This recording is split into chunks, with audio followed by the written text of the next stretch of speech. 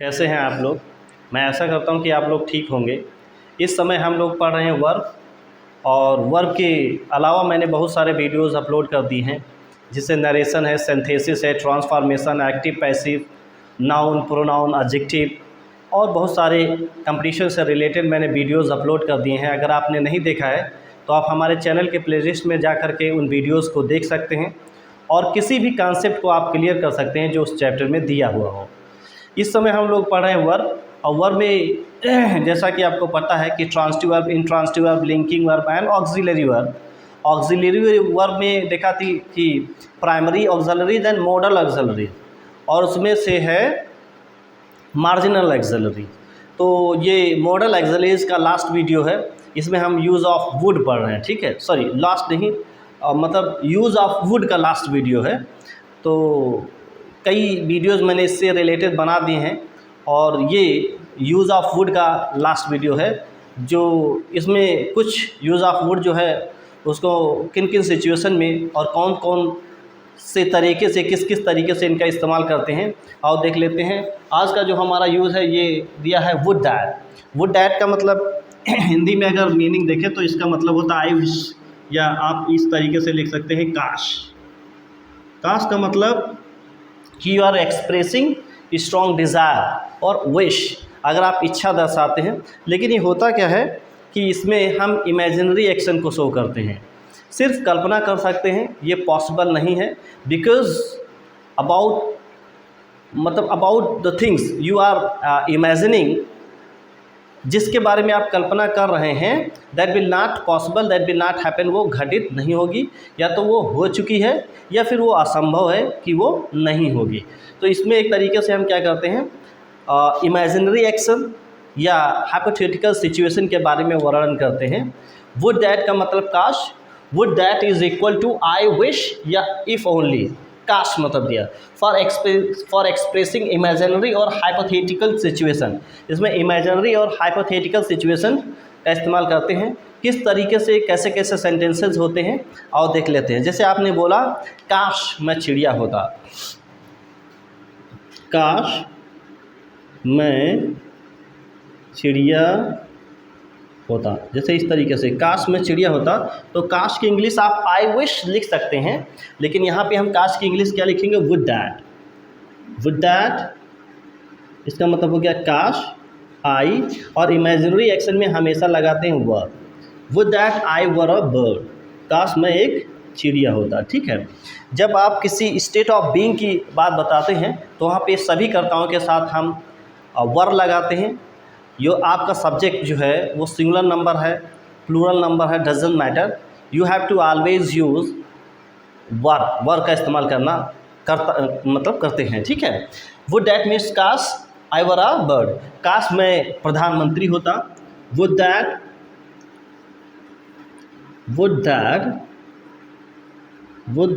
I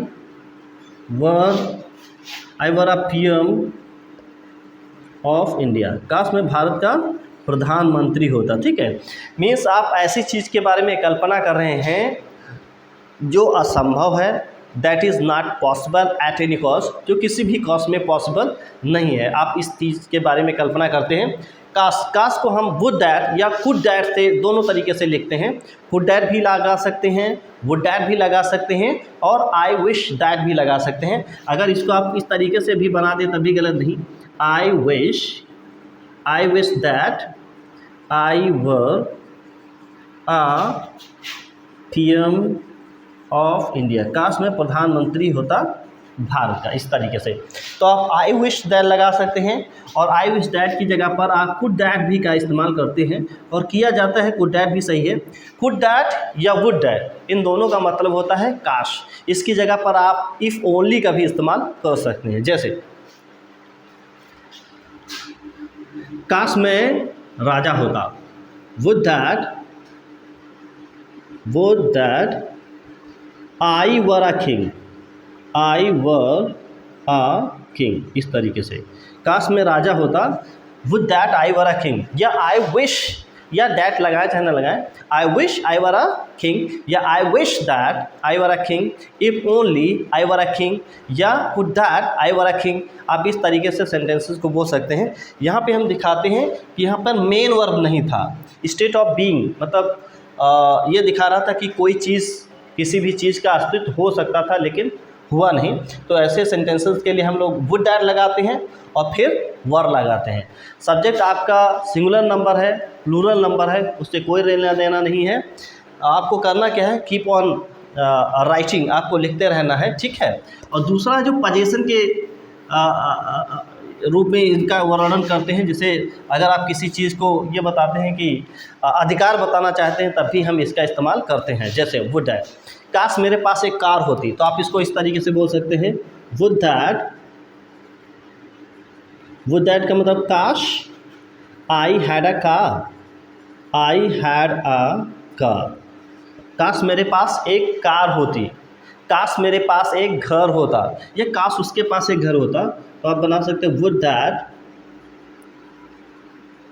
she had a car, काश उसके पास एक घर होता है।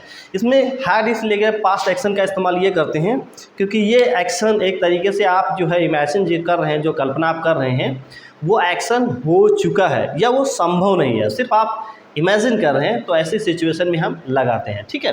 तो अगर पोजीशन की बात करते हैं तो हैड लगाएंगे और प्लस नाउन लगाएंगे, या जिस चीज़ के बारे में बात कर रहे हैं उसको इस्तेमाल करेंगे, ठीक है। काश मेरे पास बहुत सारा पैसा होता, तो क्या हो जाएगा, would that I had a lot of money, a lot of money, काश मेरे पास बहुत सारा पैसा होता। तो अगर आप किसी भी चीज़ के बारे में अधिकार बताना चाहते हैं, means you want to have something, तो आप वुड दैट का इस्तेमाल करेंगे और पीछे हैड का इस्तेमाल किया जाता है। वुड दैट का मतलब काश, और यहाँ पर आई विश दैट का भी इस्तेमाल कर सकते हैं, कुड दैट का भी इस्तेमाल कर सकते हैं, और इफ़ ओनली का भी इस्तेमाल कर सकते हैं, ठीक है। इससे रिलेटेड आओ एक्शन वाले वर्ड देख लेते हैं। जैसे काश मैंने माता पिता की बात मान ली होती, काश मैंने अपने माता पिता की बात मान ली होती। जैसे काश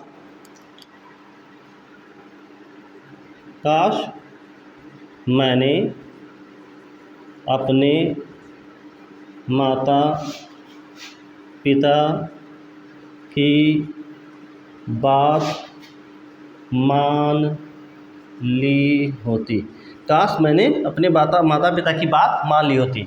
तो काश की इंग्लिश क्या लिखेंगे, आई विश लिख सकते हैं और वुड दैट भी लिख सकते हैं। जैसे would that I had obeyed my parents. इस तरीके से अगर आप किसी भी पास्ट एक्शन के बारे में जो हो चुका है या जो नहीं हो सकता उसके बारे में अगर आप कल्पना कर रहे हैं, हाइपोथेटिकल सिचुएशन व्यक्त कर रहे हैं, तो वहाँ पे हम लगाते हैं वुड दैट, ठीक है। इस तरीके से काश मैंने पढ़ाई अच्छे से की होती, तो क्या करते, would that I had studied, would that I had studied well, काश मैंने अच्छी तरीके से पढ़ाई की होती, काश मैंने अच्छी तरीके से पढ़ाई की होती, ठीक है। आप बोल सकते हैं काश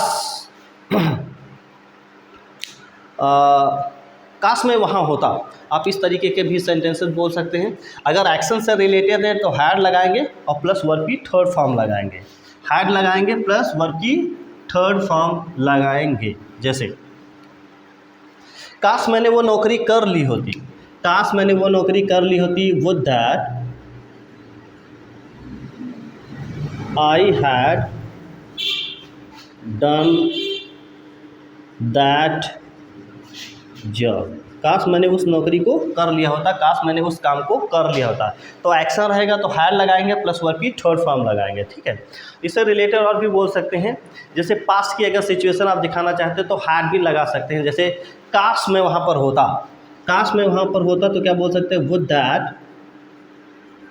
would that I had been there, I had been there, काश मैं वहाँ पर होती, काश मैं वहाँ पर होती। ठीक है, इस तरीके से। और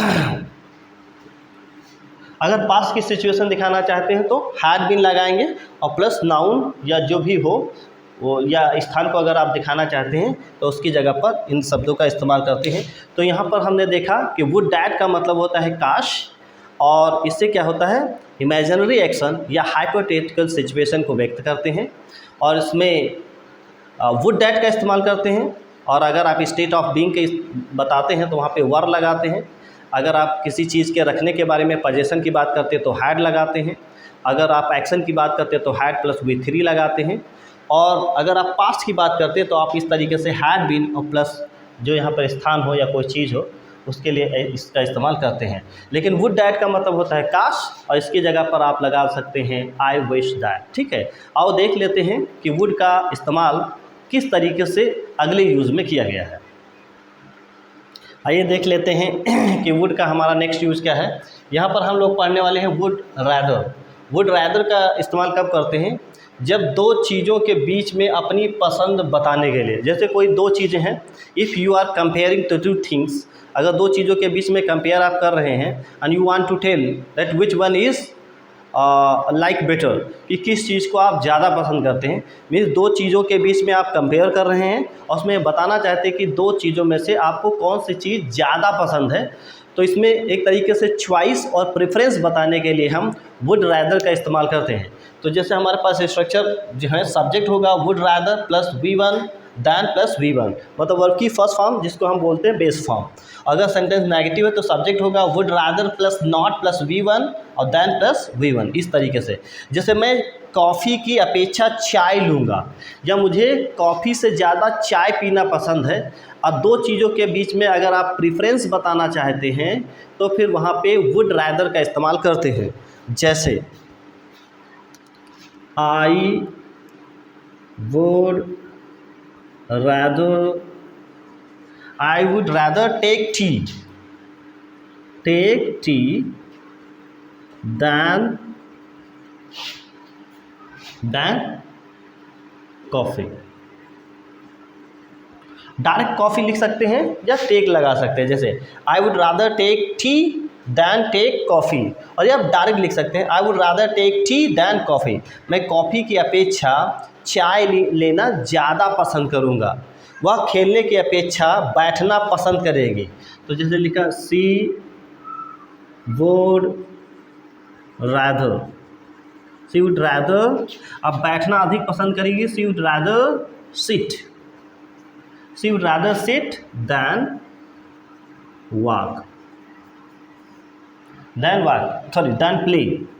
प्ले, इस तरीके से। अब क्या हो जाएगा, वो खेलने की अपेक्षा बैठना ज़्यादा पसंद करेगी। अगर सेंटेंस नेगेटिव है तो आप नॉट यहाँ पे लगा सकते हैं। जैसे वह आज रात चाय नहीं पीना चाहेगी, तो क्या हो जाएगा she would rather not take tea tonight, वो आज रात चाय पीना नहीं चाहेगी। सी वुड नॉट, ऐसे हो जाएगा she would rather not take tea, she would not rather नहीं होगा, ऐसे होगा she would rather not take tea tonight, वो आज चाय पीना नहीं चाहेगी या वो आज रात को चाय पीना नहीं चाहेगी। इस तरीके से अगर दो चीज़ों के बीच में अगर आप प्रेफरेंस बताना चाहते हैं कि ये चीज़ आप ज़्यादा पसंद करते हैं और ये चीज़ कम पसंद करते हैं, तो ऐसे सेंटेंसेस में हम लगाते हैं वुड रैदर।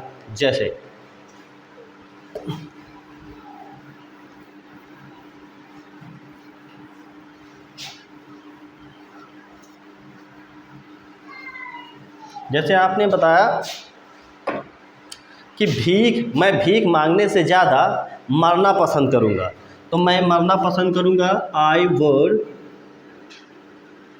Rather die. अब इसकी हिंदी होगी मैं मरना ज़्यादा पसंद करूँगा दैन बेग। भीख मांगने की अपेक्षा मैं मरना ज़्यादा पसंद करूँगा, I would rather die than beg. भीख मांगने की अपेक्षा मैं मरना ज़्यादा पसंद करूँगा। तुमसे शादी करने की अपेक्षा वो कुंवारा रहना ज़्यादा पसंद करेगा।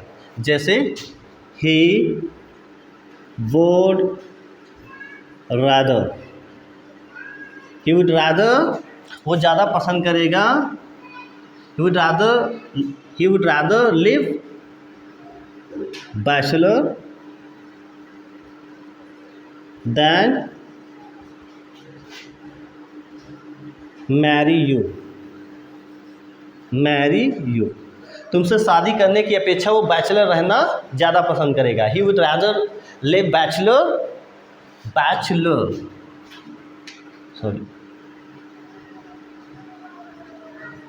वो बैचलर रहना ज़्यादा पसंद करेगा। He would rather live bachelor than marry you, तुमसे शादी करने की अपेक्षा बैचलर रहना ज़्यादा पसंद करेगा। ठीक है, वो मतलब वो बिना काम के बैठने की अपेक्षा काम करना ज़्यादा पसंद करेगा। तो ये हो जाएगा ही वुड रादर वर्क, उसे काम करना ज़्यादा पसंद है दैन सिट इडल, बिना काम के बैठने की अपेक्षा उसे काम करना ज़्यादा पसंद है या वो ज़्यादा पसंद करेगा। इस तरीके के अगर दो चीज़ों के बीच में अगर आप कंपेयर करना चाहते हैं और ये बताना चाहते हैं कि दो चीज़ों में किस चीज़ को आप ज़्यादा पसंद करते हैं इसको कम, तो वहाँ पे हम वुड रादर और प्लस वुड रादर का इस्तेमाल करते हैं। अगर सेंटेंस नेगेटिव है तो इस तरीके से, जैसे he would rather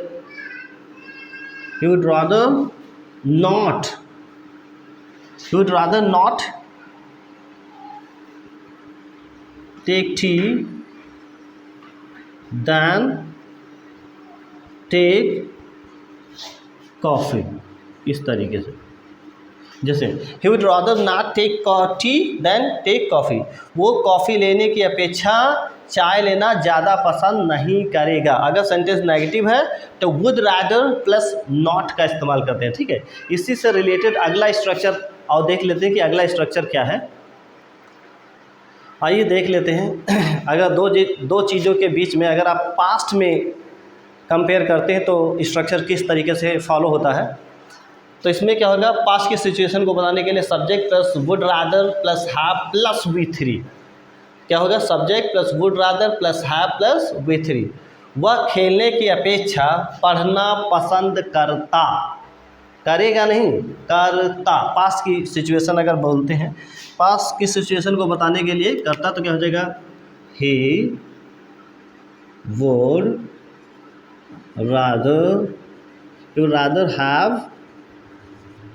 rather have पसंद करता, पढ़ना, he would rather have red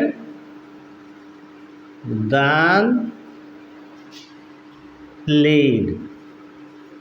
इस तरीके से he would rather have read than played, वो खेलने की अपेक्षा पढ़ना ज़्यादा पसंद करता। मैं पैसा बचाने की अपेक्षा खर्च करना अधिक पसंद करता। तो क्या हो जाएगा, आई would rather have spent, verb की थर्ड फॉर्म लगेगी, स्पेंट मनी,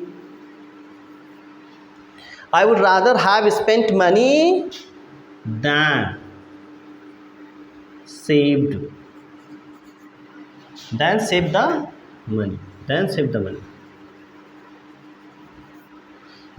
the money.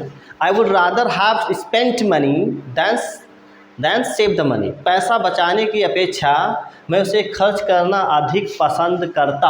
अगर पास्ट में अगर दो चीज़ों के बीच में कंपेयर करते हैं तो सब्जेक्ट आएगा, वुड रादर आएगा, प्लस हैव आएगा, प्लस वर्ब की थर्ड फॉर्म का इस्तेमाल किया जाता है। ठीक है, और देख लेते हैं कि वुड का नेक्स्ट यूज़ किस तरीके से करते हैं। ठीक है, आइए देख लेते हैं कि वुड रादर का नेक्स्ट यूज़ क्या है।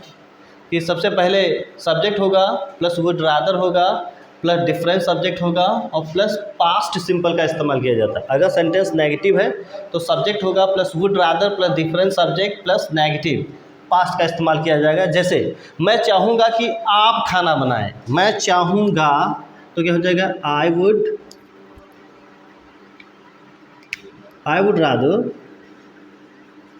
Rather I would rather you, अब यहाँ पे वर्ब की सेकेंड फॉर्म लगाएंगे cooked food.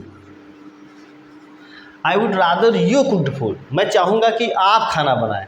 I would rather you cooked food, मैं चाहूँगा कि आप खाना ना बनाएगा। सेंटेंस नेगेटिव है तो क्या हो जाएगा, आई would rather you did not cook food, मैं चाहूँगा कि आप खाना ना बनाएं। इस तरीके से अगर सेंटेंस अफर्मेटिव है तो इस तरीके से बनाते हैं, अगर सेंटेंस नेगेटिव है तो हम इस तरीके से बनाते हैं। ठीक है, आई would rather you cooked food, यहाँ वर्ब की सेकेंड फॉर्म लगाते हैं क्योंकि यहाँ पे पास्ट इंडेफिनिट का इस्तेमाल किया जाता है। तो अगर अफर्मेटिव है तो सब्जेक्ट आएगा वर्ब की सेकेंड फॉर्म, अगर सेंटेंस नेगेटिव है तो सब्जेक्ट आएगा plus did not plus verb की फर्स्ट फॉर्म आएगी। ठीक है, इस तरीके से। जैसे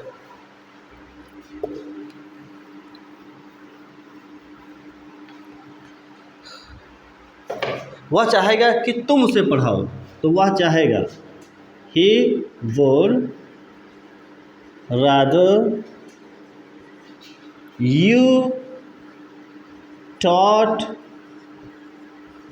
हर, वह चाहता है कि आप उसे पढ़ाएं। He would rather you taught her, वो चाहता है कि वो चाहता है कि आप उसे पढ़ाएं।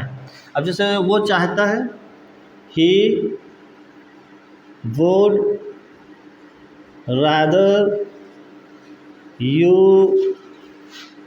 डिड नॉट, और डिड नॉट आएगा वर्ब की फर्स्ट फॉर्म, टीच हिम या टीच हर। इस तरीके से मैं चाहता हूँ कि तुम धनी हो, मैं चाहता हूँ आई वुड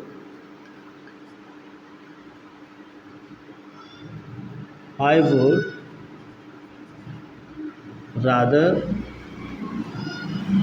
यू, तुम धनी हो, यू आर रिच, और तुम धनी नहीं हो।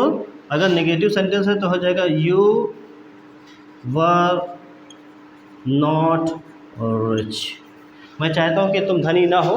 तो इस तरीके से सेंटेंस का इस्तेमाल करते हैं। तो ये दूसरा क्या है, subject plus would rather plus different subject और प्लस इस तरीके से सेंटेंस को बनाते हैं जो कि आपके सामने है।